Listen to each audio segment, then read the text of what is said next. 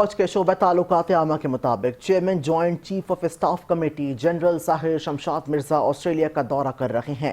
I S P R کے مطابق chairman joint chief of staff committee نے دورے کے دوران سالانہ دفاعی اور سیکیورٹی مذاکرات کے 14ویں اجلاس میں شرکت کی ہے۔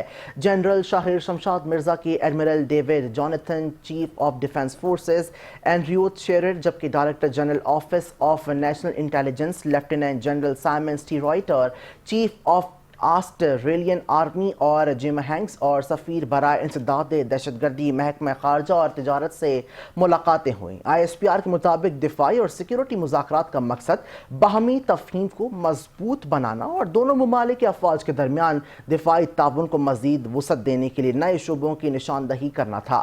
پاک فوج کے شعبہ تعلقات عامہ کے مطابق ملاقاتوں کے دوران دونوں فریقین نے وسیع تر موضوعات پر تبادلہ خیال بھی کیا۔